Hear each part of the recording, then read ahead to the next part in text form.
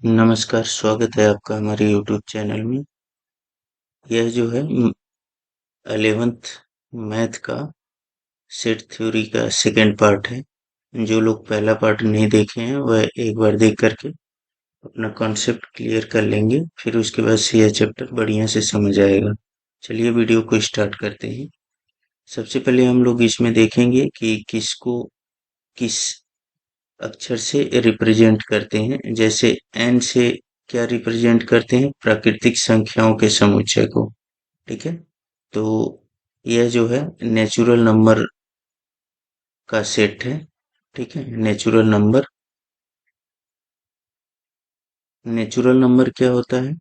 तो इसके अंतर्गत काउंटिंग नंबर आते हैं जिनसे हम लोग गिनती कर सकते हैं। 1 2 3 4 5 6 ऐसे करके इनफाइनाइट तक किया जाता है।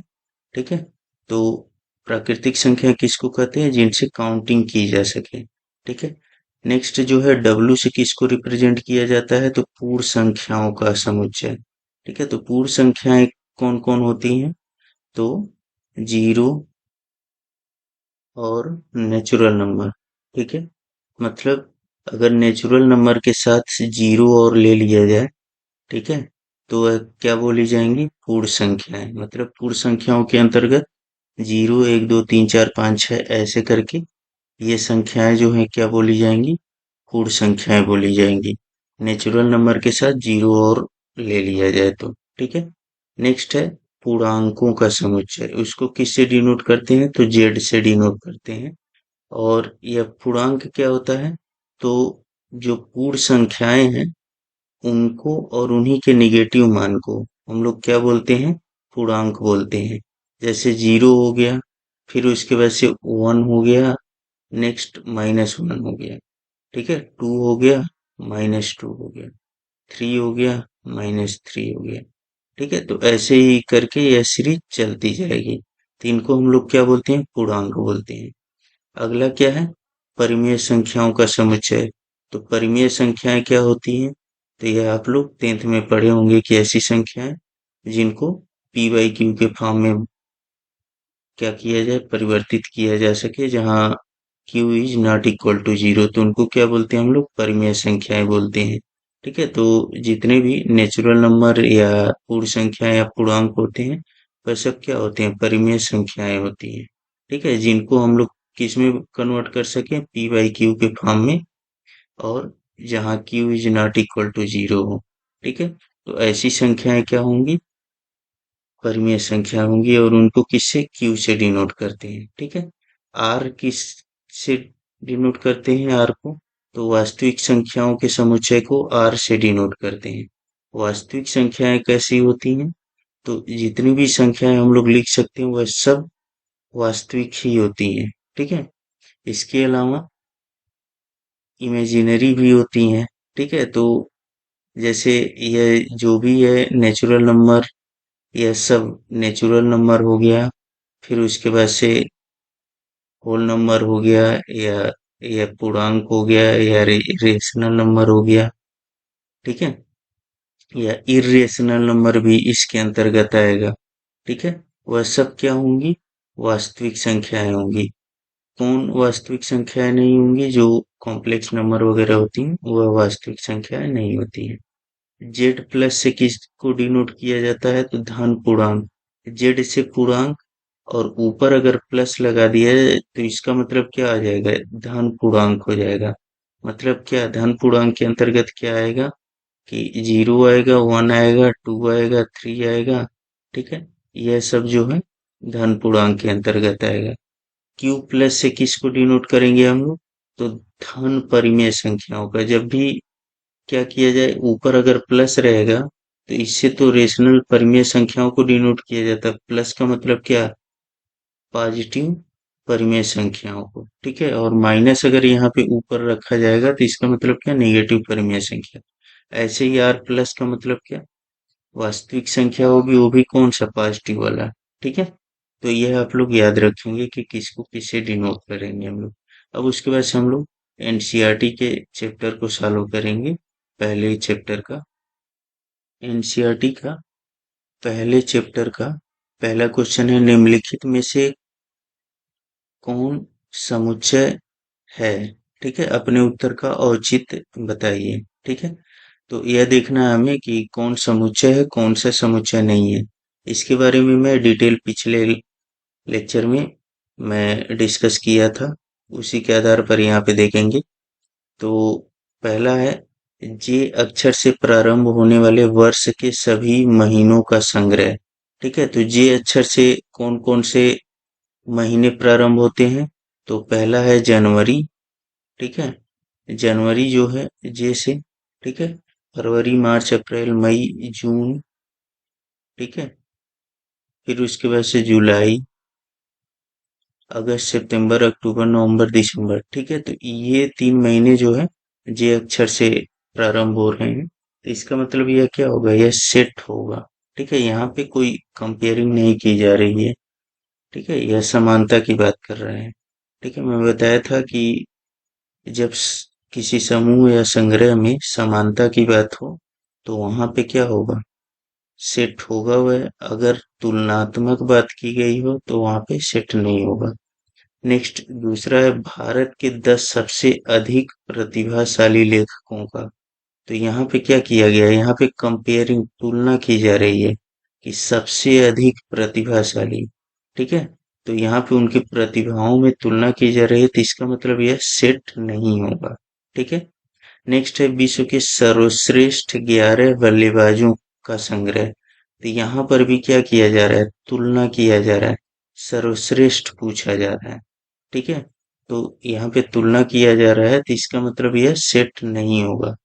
ठीक है, नेक्स्ट है, आपकी कक्षा के सभी बालकों का संग्रह। तो इसमें सभी बालकों का एक समान रूप से संग्रह किया जा रहा है, तो इसका मतलब यहाँ पे क्या होगा? यह सेट होगा। नेक्स्ट है, 100 से कम सभी प्राकृतिक संख्याओं का संग्रह। यहाँ पर भी क्या है? समानता है। 100 से कम सभी प्राकृतिक संख्याओं को संग्रहित किया जा रहा है, तो इसका मतलब यह भी सेट होगा। नेक्स्ट है, लेखक प्रेमचंद द्वारा लिखित उपन्यासों का संग्रह। यह भी क्या होगा?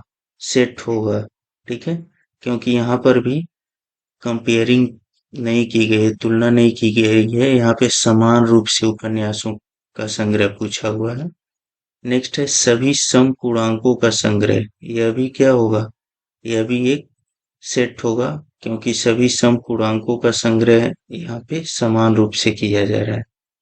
नेक्स्ट है, इस अध्याय में आने वाले प्रश्नों का संग्रह। यह भी क्या होगा? सेट होगा, क्योंकि इसमें क्या किया जा रहा है? समान रूप से सभी प्रश्नों को संग्रहित किया जा रहा है। नेक्स्ट है, विश्व के सबसे अधिक खतरनाक जानवरों का संग्रह। यहाँ पे क्या किया गया? यहाँ पे तुलना किया गया, सबसे अधिक बोल रहा है। ठीक है, तो यह पूछता कि विश्व के जानवरों का संग्रह या खतरनाक जानवरों का संग्रह, तो ठीक है, लेकिन सबसे अधिक को लगा दिया, इसका मतलब क्या? वहां पे सेट नहीं होगा यह। ठीक है, नेक्स्ट जो है, अगला क्वेश्चन हम लोग देखते हैं एनसीईआरटी का। यह क्वेश्चन नंबर 2 है। इसमें दिया हुआ, मान लीजिए ए इक्वल टू 1 2 3 4 5 6 रिक्त स्थानों में उपयुक्त प्रतीक। ठीक है, एप्सिलॉन या एप्सिलॉन नॉट भरिए। ये इसका मतलब क्या? एलिमेंट है या इज नॉट एन एलिमेंट। ठीक है, एप्सिलॉन का मतलब क्या हम लोग पढ़ेंगे? Is an element. ठीक है, मतलब अवयव है। और एप्सिलॉन नॉट का मतलब क्या पढ़ेंगे हम लोग? इसका इज नॉट एन एलिमेंट। ठीक है, इसका मतलब होगा कि यह जो है अवयव, इसका अवयव नहीं है। ठीक है, यहाँ पे भरना है हमें इस खाली स्पेस में कि क्या भरा जाएगा। जैसे 5 ... ए है, मतलब पूछ रहा है कि 5 जो है ए का एलिमेंट है कि नहीं है, अवयव है कि नहीं। तो इसमें देख लेंगे हम लोग, 5 है क्या? यहाँ पे है, तो इसका मतलब क्या होगा? यह भरा जाएगा, यह एलिमेंट है। ठीक है, नेक्स्ट है, पूछा है 8 ए का एलिमेंट है, इसमें 8 है? नहीं है, तो यहाँ पे क्या भरा जाएगा? यहाँ पे ऐसे करके लिख दिया जाएगा, 8 8 is not an element of A, मतलब 8 जो है ए का अवयव नहीं है। नेक्स्ट जो है जीरो को देखेंगे हम लोग, तो क्या जीरो ए में है? तो नहीं है। तो यहाँ पर भी क्या लिखेंगे? Zero is not an element of A. ठीक है। नेक्स्ट हम लोग देखते हैं, यहाँ पे मैं लिख ले रहा हूँ ए का वैल्यू क्या क्या है, 1 2 3 4 5 6। ठीक है। नेक्स्ट अगला क्वेश्चन है, यह 4 जो है ए का एलिमेंट है, बिल्कुल है, इसमें 4 है ए में। 2 एलिमेंट है, यह भी है, यहाँ पे क्या है, 2 इसमें शामिल है। नेक्स्ट है 10, 10 एलिमेंट नहीं है, तो ऐसे करके लिख देंगे आप लोग। ठीक है। नेक्स्ट अगला क्वेश्चन देखते हैं। क्वेश्चन नंबर 3 है, निम्नलिखित समुच्चयों को रोस्टर रूप में लिखिए। ठीक है। तो यह सेट बिल्डर फॉर्म में दिया गया है, समुच्चय निर्माण विधि से लिखा गया है। हमें क्या करना है, रोस्टर या सारणी रूप में लिखना है। तो पहला क्वेश्चन है कि a equal to x such that x एक पूर्णांक है, और x को डिफाइन किया है कहाँ से कहाँ तक, 3 से 7 तक। ठीक है। तो इसका मतलब क्या होता है, a जो है में कौन सा सेट है, यह a जो है किससे डिफाइन किया गया है, इस x से डिफाइन किया गया है। और यह x क्या है, तो यहाँ पे डिफाइन किया है, x जो है एक पूर्णांक है। तो सबसे पहले यह देख लेंगे हम लोग कि x पूर्णांक है, और यह पूर्णांक किसके किसके बीच है, तो वह 3 से 7 के बीच है। तो पूर्णांक मैं बताया था अभी अभी क्या होता है, इसको जेड से डिनोट करते हैं, कहीं कहीं आई से भी डिनोट किया जाता है। और इसके अंतर्गत क्या आता है, होल नंबर और उसका निगेटिव, 0 1 -1 2 -2 3 -3 4 -4, ऐसे ही करके ये पूर्णांक होंगे। तो हमें क्या लेना है, इन पूर्णांकों में 3 से 7 के बीच लेना है। तो 3 से 7 के बीच क्या आएगा, 4 आएगा, 5 आएगा, 6 आएगा। ठीक है। 3 और 7 नहीं आएगा क्योंकि इक्वल टू नहीं दिया गया है। ठीक है। तो इसको कैसे लिखेंगे हम लोग, इसको रोस्टर फॉर्म में ऐसे करके लिखेंगे, यहाँ पे करली ब्रैकेट, यह भी करली ब्रैकेट ही रहता है, यह मझोला ब्रैकेट। और इसमें कौन कौन से एलिमेंट आएंगे, 4 5 6। ठीक है। तो यह जो है रोस्टर फॉर्म में हो जाएगा ये, और ये कौन से फॉर्म में है, सेट बिल्डर फॉर्म में। नेक्स्ट अगला क्वेश्चन देखते हैं। अगला क्वेश्चन है b equal to x such that x संख्या 6 से कम एक प्राकृतिक संख्या है। ठीक है। मतलब b किसका सेट है, x का, और यह x क्या है, x ऐसी संख्या है जो 6 से कम है और एक प्राकृतिक संख्या है। तो प्राकृतिक संख्या में बताया था कौन कौन होते हैं, तो काउंटिंग नंबर जो होते हैं वह क्या होते हैं, प्राकृतिक संख्या, 1 2 3 4 5 ऐसे करके इनफाइनाइट तक, यह सब क्या है, प्राकृतिक संख्याएं। अब बोला हुआ है यह x जो है 6 से कम प्राकृतिक संख्या है, तो 6 से कम प्राकृतिक संख्या कौन कौन आएगा, 1 2 3 4 और 5, यह टोटल 5 संख्याएं हैं, इसके अंतर्गत आएंगी। तो इसको हम लोग अगर रोस्टर फॉर्म में लिखते हैं तो क्या लिखेंगे, 1 2 3 4 5। इसमें ब्रैकेट का बहुत ख्याल रखना है कि हमेशा सेट को करली ब्रैकेट या मझोले ब्रैकेट में ही लिखना है। ठीक है। और हर एक एलिमेंट के बीच में कामा लगाना है। और क्या रूल है, एक अवयव जो है, यह जो भी अवयव है, एक अवयव एक ही बार लिखना है, इनका क्रम चेंज कर सकते हैं। ठीक है। मतलब इसी को हम लोग ऐसे भी करके लिख सकते हैं, 3 2 5 4, ऐसे भी करके इसको लिखा जा सकता है इसको। ठीक है। यह दोनों एक ही चीज है, मतलब क्रम आपस में अवयवों का चेंज कर सकते हैं, लेकिन एक अवयव एक ही बार लिखेंगे। ठीक है। नेक्स्ट अगला क्वेश्चन है, c equal to x such that x दो अंकों की ऐसी प्राकृतिक संख्या है जिसके अंकों का योग 8 है। ठीक है। तो पहले यह c क्या है, x का एक सेट है, और यह x क्या है, यह x जो है दो अंकों की ऐसी प्राकृतिक संख्या है जिसका योग जो है 8 है। ठीक है, तो पहले प्राकृतिक संख्या हम लोग लिख लें। प्राकृतिक संख्या क्या होता है? 1 2 3 4 5 6 7। काउंटिंग नंबर जो होते हैं वह सब प्राकृतिक संख्याएं होती है जिनसे हम लोग काउंट कर सके, गिनती कर सके। ठीक है, अब उसके बाद बोला हुआ है कि ऐसी दो संख्याओं का योग जिनका योग क्या हो, 8 हो, वही क्या है? यह x है। ठीक है, तो दो संख्याओं का योग 8 होना चाहिए। ठीक है, इसके लिए सबसे पहले हम लोग यह देखेंगे कि किन दो अंकों का योग 8 होगा। ठीक है, तो पहला अगर हम 1 ले लिए तो दूसरा क्या लेंगे? 7 लेंगे, तो यह कितना होगा? इनका योग 8 होगा। ठीक है, अगला कॉम्बिनेशन क्या? पहला अगर 2 हमने ले लिया तो दूसरा क्या लेना पड़ेगा? 6। ऐसे ही अगला हमने 3 ले लिया तो अगला क्या लेना पड़ेगा? 5। नेक्स्ट हमने 4 ले लिया तो अगला क्या लेना पड़ेगा? 4। ठीक है, तो यह जो है टोटल कॉम्बिनेशन बनेगा। नेक्स्ट ऐसे ही इसका उल्टा भी कर सकते हैं हम लोग। अगला अगर हम 5 ले लिए, फिर 3, फिर उसके बाद से क्या? यहाँ 6 ले लिए तो यह 2, यहाँ पे 7 ले लिए तो यह 1। यह कुछ कॉम्बिनेशन है।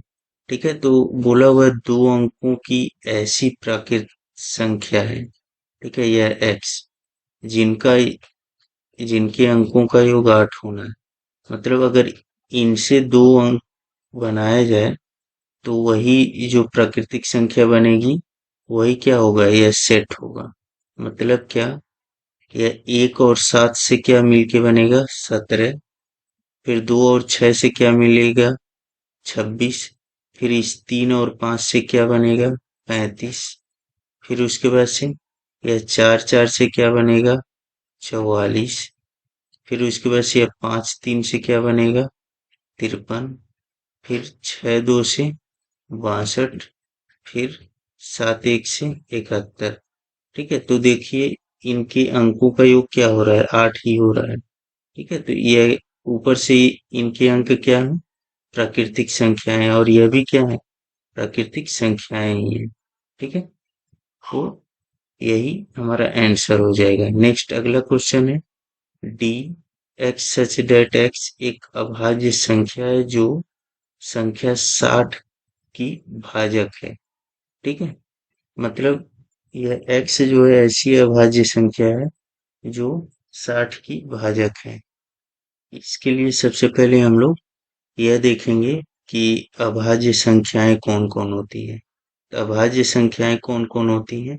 सबसे छोटी अभाज्य संख्या 2 को माना जाता है। फिर 3 अभाज्य संख्याएं ऐसी संख्याएं जो खुद से डिवाइड हो सके और 1 से डिवाइड हो सके। ठीक है, तो उन्हीं को क्या बोलते हैं? अभाज्य। इसमें सबसे छोटी अभाज्य संख्या 2 को माना जाता है। ठीक है, उसके बाद से 3, फिर 5, 7, 11, 13, 17, 19, फिर उसके बाद से 23, फिर 29, 31, 37। ठीक है, तो इससे ज्यादा नहीं लेना है। ये सब क्या है? डॉट डॉट डॉट इनफाइनाइट तक ये सब जो है अभाज्य संख्याएं हैं।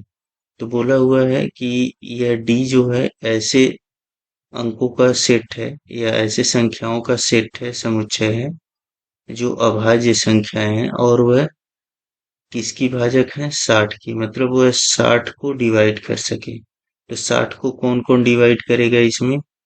तो 2 जो है 60 को डिवाइड करेगा, फिर 3 भी डिवाइड करेगा 60 को, 5 भी डिवाइड करेगा 60 को, 11 करेगा नहीं, 7 करेगा नहीं, 13, 17, 19, 23 ये सब नहीं करेगा। मतलब यही क्या हो जाएगा? वह सेट हो जाएगा। ठीक है, नेक्स्ट अगला है ई ट्रिग्नोमेट्री शब्द के सभी अक्षरों का समुच्चय। मतलब इसको हमें रोस्टर फॉर्म में लिखना है। तो मैं बताया था कि अगर कहीं भी एलिमेंट लिखना हो तो एक एलिमेंट को एक ही बार लिखेंगे, दोबारा नहीं लिखेंगे। एलिमेंटों का क्रम चेंज कर सकते हैं। मैंने टी यहाँ पे एक बार यूज कर दिया। फिर उसके बाद से आर लिख देंगे, फिर आई लिख देंगे। ठीक है।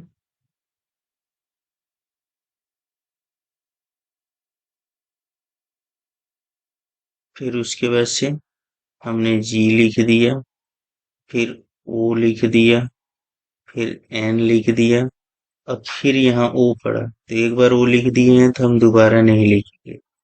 फिर उसके बाद से एम, फिर उसके बाद से ई, नेक्स्ट टी आ गया, तो टी दोबारा नहीं लिखना है क्योंकि टी हम लोग यूज कर दिए हैं, क्योंकि यह रूल है, यह नियम है सेट में कि एक एलिमेंट को एक ही बार लिखना है। नेक्स्ट जो है आर आ गया, तो इसको भी नहीं लिखना है क्योंकि आर ऑलरेडी हमने ले रखा है। फिर अगला क्या हो जाएगा, वाई। ठीक है। तो यही जो है ट्रिग्नोमेट्री के सभी अक्षरों का सेट बन जाएगा यह। ठीक है। नेक्स्ट जो है बोला है एफ, बेटर शब्द के सभी अक्षरों का समुच्चय। तो यहाँ पे क्या करेंगे हम लोग, पहले बी लिखेंगे, फिर ई लिखेंगे। क्रम चेंज कर सकते हैं, ई पहले लिख सकते हैं, बी बाद में लिख सकते हैं, कोई दिक्कत नहीं। नेक्स्ट टी लिखेंगे, तो यह एक ही बार टी लिखेंगे, दोबारा नहीं लिखना है। फिर यह ई है, तो एक बार ई हमने लिख दिया है तो दोबारा नहीं लिखना है। नेक्स्ट आर लिख देंगे। ठीक है। तो ऐसे करके यह रोस्टर फॉर्म में लिखा जा सकता है। नेक्स्ट अगला क्वेश्चन है, क्वेश्चन नंबर 4, निम्नलिखित समुच्चयों को समुच्चय निर्माण के रूप में व्यक्त कीजिए। सेट बिल्डर फॉर्म में इसको व्यक्त करना है। तो सेट बिल्डर फॉर्म में कैसे व्यक्त करेंगे हम लोग, तो सिंपल है, ऐसे करके लिखेंगे एक्स सच डेट एक्स। ठीक है। मतलब यह जो है इस एक्स का समुच्चय है, और यह एक्स क्या है, तो यह एक्स हम लोग ऐसे करेंगे, पहले देख लेंगे कि यह किसी नेचुरल नंबर के टर्म में आ रहा है क्या। जैसे यहाँ पे हमने लिख लिया 1 2 3 4। अगर इसमें 3 से मल्टीप्लाई कर दिया जाए सब में, तो क्या मिल जाएगा हमें, यहाँ पे यह 3, यहाँ पे 6, यहाँ पे 9, यहाँ पे 12।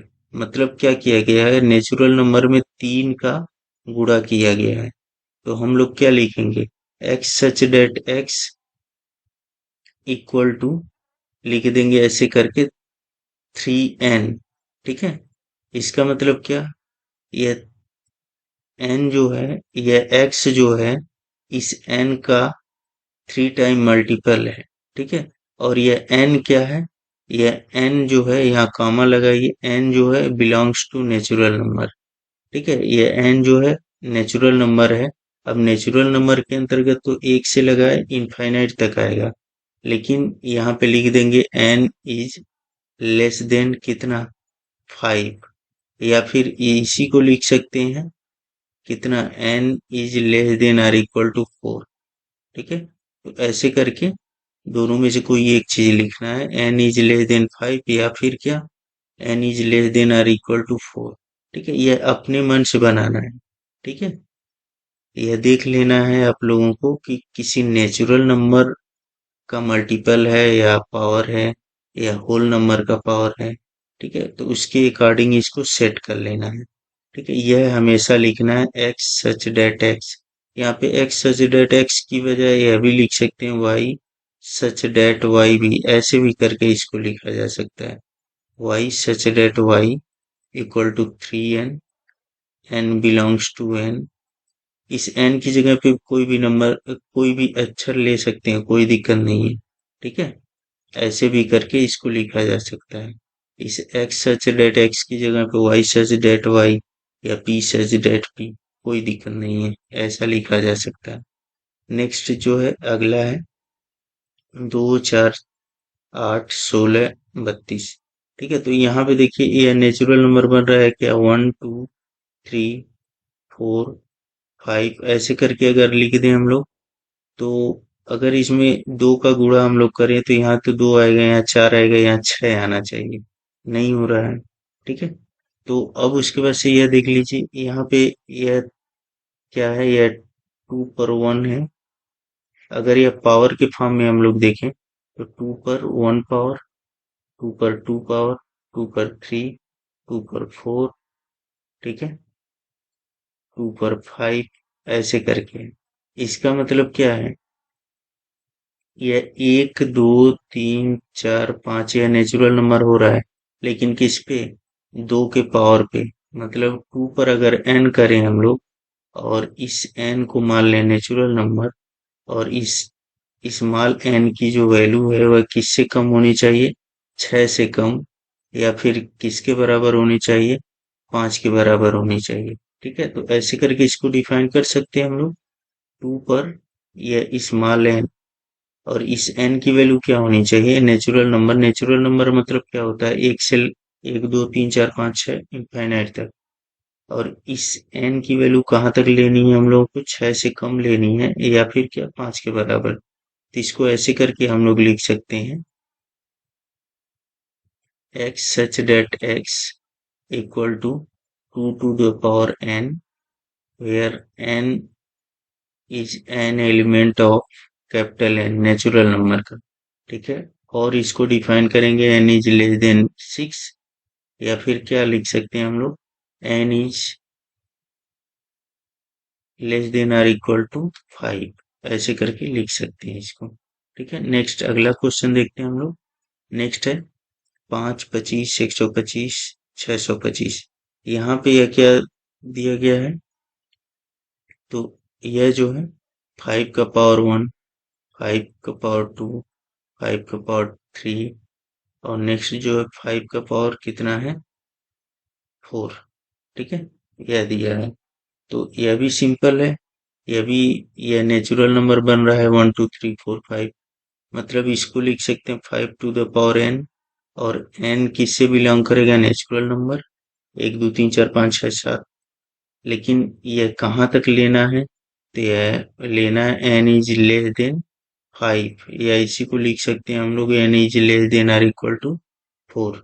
मतलब इसको लिख सकते हैं x such that x belongs to 5 to the power n, और यह n जो है क्या है, नेचुरल नंबर है, और इसकी वैल्यू कितना होना चाहिए, 5 से छोटा, या फिर इसी को लिख सकते हैं, यह भी लिख सकते हैं। ठीक है, नेक्स्ट अगला है यह 2 4 6। ठीक है, ऐसे करके है। तो इसका मतलब क्या है, ये 1 2 3, अगर नेचुरल नंबर में हम लोग क्या करें, 2 से मल्टीप्लाई कर दें, तो यहाँ पे 2 आ जाएगा, यहाँ पे 4 आ जाएगा, यहाँ पे 6 आ जाएगा। मतलब यह क्या चल रहा है, नेचुरल नंबर में 2 का मल्टीप्लाई किया गया है, मतलब 2 इंटू एन। और n जो है क्या है, नेचुरल नंबर है, यह इनफाइनाइट तक जा रहा है, तो यहाँ पे इस n का कोई कंडीशन नहीं है।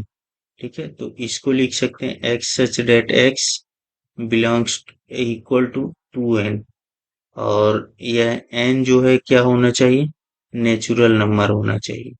यह कंडीशन नहीं लगेगा क्योंकि यह इनफाइनाइट तक दिया है। ठीक है, यही आंसर हो जाएगा। नेक्स्ट यह हम लोग देखते हैं, इसको मैंने थोड़ा सुधार लिया, यहाँ पे डॉट डॉट बीच में था, छूट गया था। तो यह क्या है, तो यह लिख सकते हैं हम लोग 1 का स्क्वायर, 2 का स्क्वायर, 3 का स्क्वायर, ऐसे ही डॉट डॉट डॉट लास्ट में कितना है, 10 का स्क्वायर है। ठीक है, तो यह 1 2 3 10 तक क्या है, यह सब नेचुरल नंबर है, और उसी का स्क्वायर है यह। ठीक है, तो इसका मतलब क्या लिख सकते हैं हम लोग, n का स्क्वायर लिख सकते हैं इसको। और यह n जो है, स्मॉल n क्या है, नेचुरल नंबर है, प्राकृतिक संख्या है। ठीक है, और वह भी कितने तक है, n इज लेस देन 11 लिख दें, या फिर क्या लिख दें, n is less than or equal to 10, मतलब 10 या 10 के बराबर हो। ठीक है, तो इन दोनों में से कोई एक कंडीशन लिखेंगे। तो यहाँ पे क्या लिखेंगे, x सच डेट x, यह जो है x का एक समुच्चय है, यह x क्या है, तो यह x जो है n का स्क्वायर है। ठीक है, यह n है, n का स्क्वायर है, और यह n क्या है, तो यह n जो है नेचुरल नंबर है, प्राकृतिक संख्या है, लेकिन कहाँ तक है, तो यह लेस देन 11 है। ठीक है, 11 से छोटा है। ठीक है, तो ऐसे करके इसको लिख सकते हैं हम लोग। आप लोग एक बार बढ़िया से देख करके इसको प्रैक्टिस कर लीजिएगा। तो इस वीडियो में इतना ही। वीडियो को आप लोग ज़्यादा से ज़्यादा लाइक करें, शेयर करें और चैनल को सब्सक्राइब कर लें। लेटेस्ट अपडेट पाने के लिए बेल आइकन दबा लें। धन्यवाद।